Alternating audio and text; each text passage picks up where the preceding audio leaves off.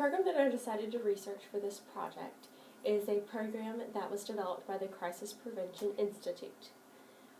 The program that I will be talking about today is Nonviolent Crisis Intervention. A little bit of history about the Crisis Prevention Institute.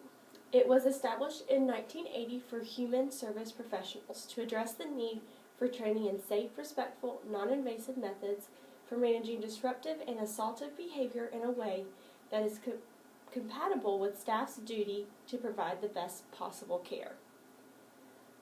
They are an international organization, and they are a worldwide leader in behavior management training. And over the last 4 decades, over 6 million people have been trained. Crisis Prevention Institute programs, they specialize in 3 areas. The first area is nonviolent crisis intervention, dementia care specialist, and prepare training. The nonviolent crisis intervention is used in the education field and usually also in the nursing field. The Nonviolent Crisis Intervention Program is the cornerstone of CPI and is considered to be the worldwide standard for crisis prevention and intervention training. The Nonviolent Crisis Intervention has a core philosophy for providing care, welfare, safety, and security for everyone involved in a crisis situation. The program's proven strategies give human service providers and educators the skills to safely and effectively respond to anxious, hostile, or violent behavior while balancing the responsibilities of care. The rationale behind this program. All faculty and staff members have an enormous responsibility for taking care of children. Anyone in the building, including custodians, secretaries, everyone is responsible for the safety of the children in the school building. So their purpose is to give everyone the tools to make sure the kids are safe at all times, as well as the staff members. Challenging or dangerous situations could arise at any time in the workplace, and we all know this to be true. You never know what is going to set someone off, and a child or an adult could become aggressive or angry at any point in time. How a crisis is responded to could affect the safety of the people involved and the future of their future relationships. So if someone doesn't respond effectively to a situation, the person who is responding, as well as the person who is angry or in a crisis situation, could be hurt or injured.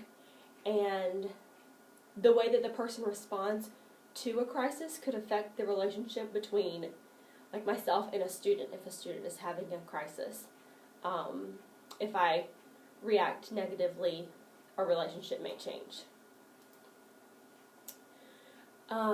The goals of this program: how to take control of out of control situations. That's the main thing. Not all situations can be prevented, so they want to provide the tools for you to be able to de-escalate a situation when it occurs. Nonviolent Crisis Intervention Program provides caretakers the tools to know the warning signs of potential crisis, so being aware of any changes in behavior. If someone's attitude suddenly changes or their body language suddenly changes, you need to be aware that something may be going on that could escalate. The tools to de-escalate the situation when one does occur. How to deal with personal stresses, anxieties, and emotions that arise in situations. So being able to manage yourself and not get too overwhelmed with dealing with the crisis. Some more goals of the program. Physical restraint is taught only as a last resort.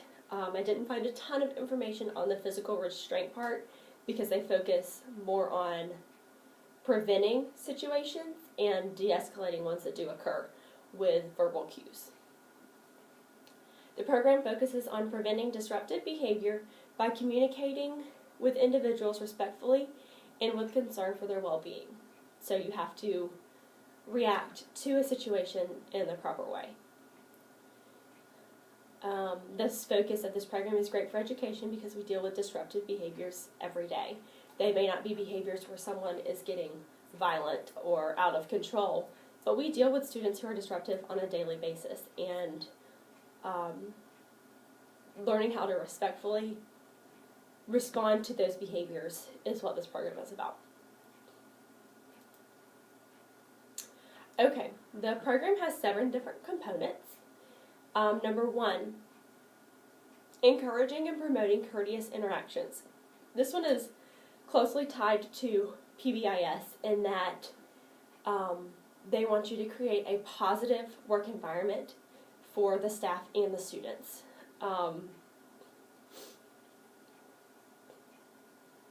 It's important for the students to see the staff members communicating nicely to each other, and that will hopefully be translated to the students. And sometimes when you are being courteous to another staff member, the same response may not be given back to you by your coworker, but by putting it out there, it kind of spreads the positive light around the school, and hopefully people will start catching on. Assessing your school environment. This is basically looking at every nook and cranny in the school, offices, closets, anywhere that a student could possibly be, making sure that it's safe. Parking lots, hallways, bathrooms, everything. Number 3, consider objects that could be used as weapons.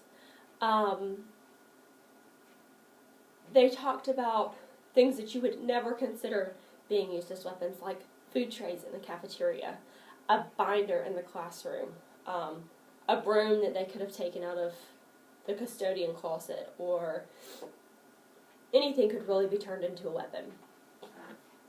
So being aware of those objects and making sure that the ones that are really dangerous are out of reach. Number 4, relevant response protocol. This is when you become in a crisis situation and you feel like you cannot handle it alone, which they talk about situations being safer when you're not doing it alone, is knowing how to get someone to come assist you. Some schools have emergency systems, alert systems, where you press a button and someone's there. Other schools may just use a simple shout that help is needed. Practice and promote a team approach. Like I said, doing things with a partner or another employee is safer than doing it alone. Paying attention to behavioral warning signs. Like I said earlier, a change in attitude, a change in the tone of voice, a change in body language, anything that is out of character for the student or that is not normal behavior is something you should pay attention to, because that they may be becoming aggressive or angry about something. And number 7, trust your instincts. If you start getting that pounding in your chest or that knot in your stomach that something is about to go wrong or something isn't right, if you're not feeling safe, you need to respond appropriately. Okay, nonviolent crisis interventions. The implementation starts with the administration. They have to be completely on board with the program and willing to implement it fully so that they will have teacher buy-in and everyone will support them. Next is a staff development plan, training staff members in the skills to meet the expectations. You have to provide the development for the teachers and all other employees in the school to actively respond. Without the staff development, the fidelity of the program is compromised. Program locations, like I said earlier, assessing the school environment, making sure every part of the school is safe is super important. Every physical location in the school needs to be assessed. The program takes place in every part of the school. She's recording.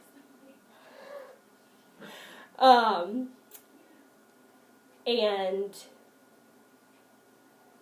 I'm sorry, someone just waved at my window. Basically, the program needs to be implemented across the school in all areas. Okay, suitability for my school. I'm in a small elementary school in a large metro Atlanta county. Few, if any, violent situations have occurred this school year that I know of.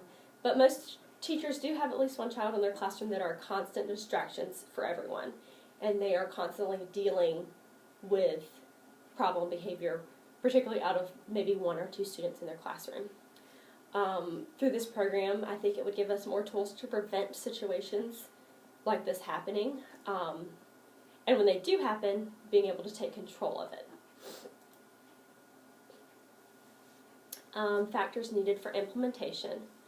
Administrators need to be completely in the program. Certification training for a couple of staff members. They offer a 4-day certification workshop where you can send a couple of teachers to a location to get certified as nonviolent crisis intervention certified people. And I would have them come back to the school and have them do the training for the teachers and staff at the school. This will be more cost effective than paying a CPI employee to come train everyone at the school. And by having at least two members that are certified nonviolent crisis intervention certified on staff, they will be the coordinators for the program and be able to be the go-to people when people have questions or something isn't going right. I would send these staff members to a training over the program over the summer to get certified, and then during pre-planning, instead of having those meetings that people just hate to sit through, I would take 2 or 3 days and put on a workshop coordinated by the two program coordinators who were certified over the summer, and have them do a training breaking up the different components of the program. Management. The program coordinators, after the initial staff development, I would have them hold monthly staff developments to review material just as a reminder, and then have an open discussion for teachers and staff to voice concerns or needs, because if they don't voice their opinions or questions, then things that aren't going well are not going to get fixed.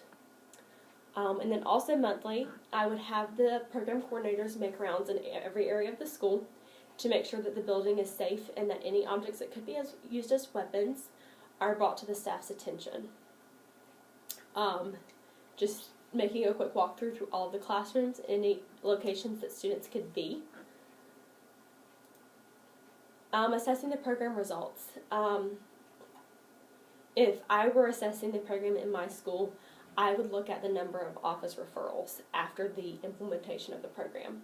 The baseline data for this would be the number of office referrals from the previous school year before nonviolent crisis intervention was implemented. I would collect data points at the end of each 9 weeks period after it had been implemented. And at the end of the year, compare the number of referrals after the program was implemented to the baseline data. And hopefully the number of office referrals would have decreased. And that is the Crisis Prevention Institute's Nonviolent Crisis Intervention Program.